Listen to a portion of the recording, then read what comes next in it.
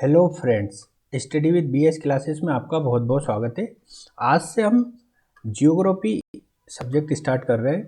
तो यूपीएससी से संबंधित जितने भी चीज़ें जियोग्राफी से पूछी जा सकती है वो इस वीडियो में इन वीडियोस में कवर की जाएगी। तो स्टार्ट करते हैं आज का डिस्कशन। सबसे पहले हम जियोग्राफी के अंदर भौतिक भूगोल को देखेंगे।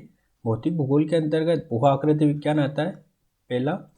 तो इसमें सब सेक्शंस में के अंतर्गत हम देखेंगे पृथ्वी की आंतरिक संरचना, भू संचलन, चट्टान, रॉक्स, है ना। इसके अंतर्गत प्राइमरी, द्वितीय, मतलब इसके अंतर्गत तीन तरह की रॉक्स आती है ना, आग्नेय चट्टान, अवसादी चट्टान और कायांतरित चट्टान। इनके बारे में जानेंगे।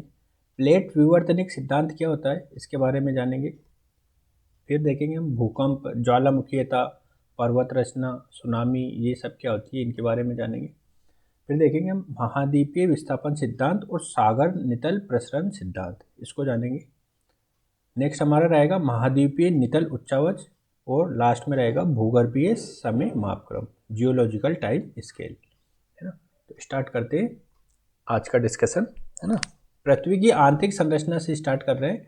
तो पृथ्वी की सबसे पहले हम देखेंगे जियोग्राफी का अर्थ क्या होता है। जियोग्राफी का अर्थ होता है जियो प्लस ग्रोफी, है ना। दो शब्दों से मिलकर बना होता है जियो और ग्रोफी। जियो का अर्थ होता है पृथ्वी, ग्राफी का मतलब वर्णन। तो पृथ्वी का वर्णन करने वाली मतलब जो अवधारणा को जियोग्राफी कहते हैं, ठीक है।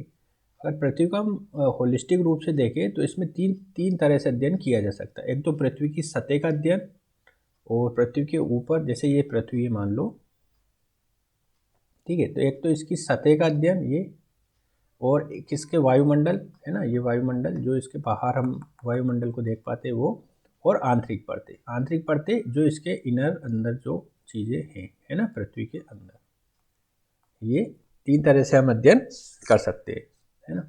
तो सबसे पहले हम आंतरिक संरचनाओं का अध्ययन देखेंगे, ये वाला अध्ययन हम देखेंगे, है ना।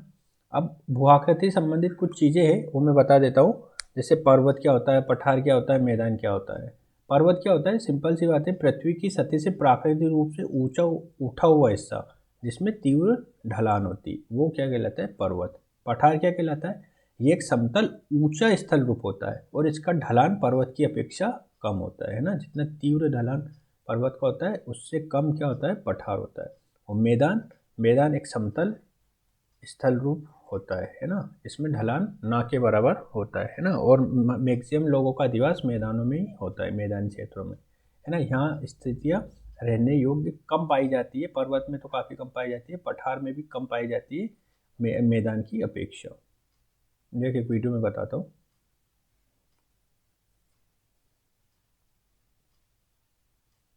Imagine the majesty of a mountain plateau, the highest flatland where sky kisses earth. Now, transition to the tranquil plains, a vast canvas painted with the hues of nature. Each, a unique spectacle of beauty, a testament to nature's grandeur. From the heights of the plateau to the breadth of the plains, experience the allure of these contrasting landscapes. Marvel, ponder, and be captivated.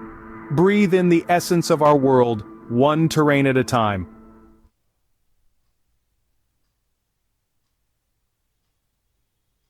Imagine. ठीक, ये video मैंने AI की मदद से बनाया था, artificial intelligence की मदद से। अगर आपको ये वीडियो, इस तरह के वीडियोस में अगर अच्छा लगता है तो मैं इस तरह की वीडियो और सर्च करके बना सकता हूँ, है ना। अब हम आते हैं हमारी पृथ्वी की आंतरिक संरचना के विभिन्न पहलुओं पर, है ना। तो पृथ्वी की अगर आंतरिक संरचना को देखें तो ये तीन हिस्सों से मिलकर बनी होती है, क्रस्ट, मेंटल और कोर, है ना। क्रस्ट क्या होता है, ये पृथ्वी के जो सबसे बाहरी परत होती है ना, पृथ्वी के सबसे बाहरी ठोस भाग को क्रस्ट कहते हैं। क्रस्ट का औसत घनत्व कितना होता है, 2.8 ग्राम प्रति सेंटीमीटर क्यूब से 3.5 ग्राम प्रति सेंटीमीटर क्यूब होता है ना। ये ठोस चट्टान ज़्यादातर बेसाल्ट और ग्रेनाइट से मिलकर बनी होती है। मेंटल देखते हैं, ये क्रस्ट से नीचे की सतह है और 2900 किलोमीटर तक मोटा है।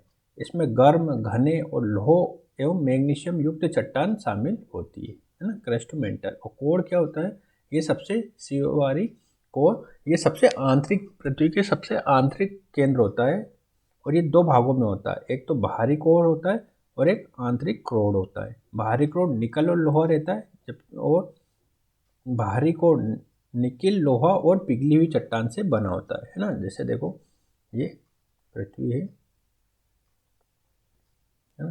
तो अगर इसका डिविजन्स किया जाए 1 2 3, तो ये क्रस्ट कहलाएगा इतना वाला, ये मेंटल और ये कोर है ना। तो 3 हिस्सों में डिवाइड है। इसको थोड़ा और आगे मैं डिटेल बताऊंगा, पहले एक वीडियो और देख लेते हैं इससे संबंधित, है ना। ये भी मैंने आर्टिफिशियल इंटेलिजेंस के थ्रू बनाया है। अगर आपको अच्छा लगे तो कमेंट में डाल सकते हैं कि अच्छा है, इस तरह से मैं आगे बनाऊँ। ठीक है, मैंने बनाया, दिखाता हूँ थोड़ा। Imagine a journey to the center of the Earth. First stop, the crust, our home, a thin layer just 25 miles deep, hosting mountains, valleys, and everything we know. Dive deeper and we reach the mantle, a hot, viscous layer nearly 1,800 miles thick. It's like a slow-motion ocean of rock shaping our world's geography. Then we hit the outer core, a swirling sea of molten iron and nickel. It's this churning that generates Earth's magnetic field, our protective shield against harmful solar radiation. Finally, the inner core, a solid ball of iron and nickel, hotter than the surface of the sun, under immense pressure. So next time you stand on solid ground, remember, beneath your feet is a complex, ever-changing system silently shaping the world we live in.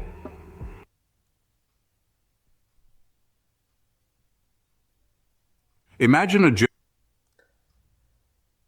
ठीक है, ये video देखा तो उसमें पूरा पृथ्वी की आंतरिक परतों के बारे में बताया जा रहा था। ठीक है, अब हम देखते हैं डिसकंटिन्यूटी क्या होती है ना, असंबद्धता क्या होती है। जो क्रस्ट, मेंटल और कोर के बीच में जो होती है, उसमें जो ट्रांजिशन रहता है वो डिसकंटिन्यूटी कहलाता है ना। जैसे आगे मैं पहले बता देता हूँ इसमें थ्योरी के थ्रू, फिर वो वीडियो बताऊँगा। असंबद्धता, जो कोनार्ड असंबद्धता है, ये ऊपरी क्रस्ट तथा निचले क्रस्ट के बीच के सीमा के क्षेत्र को कोनार्ड असंबद्धता कहते हैं, है ना। ये क्रस्ट है मान लो, है ना। तो ये वाला जो इसके बीच में है, ये कोनरोड असंबद्धता कहलाता है। नेक्स्ट आती है मोह असंबद्धता। क्रस्ट और मेंटल के बीच के क्षेत्र को मोह असंबद्धता कहते हैं ना, ये वाला मोह, क्रस्ट और मेंटल के बीच का। नेक्स्ट आता है हमारा रेपेटी असंबद्धता। ऊपरी मेंटल तथा निचली मेंटल के बीच के जो क्षेत्र होता है उसे रेपेटी कहते हैं, ये रेपेटी मेंटल के बीच। नेक्स्ट आता है हमारा गुटेनबर्ग। निचले मेंटल और ऊपरी क्रोड की सीमा को गुटेनबर्ग कहते हैं, है ना। गुटेनबर्ग ये होता है जो मेंटल और कोर के बीच का जो होता है, ये गुटेनबर्ग कहलाता है। ठीक है, और लास्ट में आता है लेहमैन।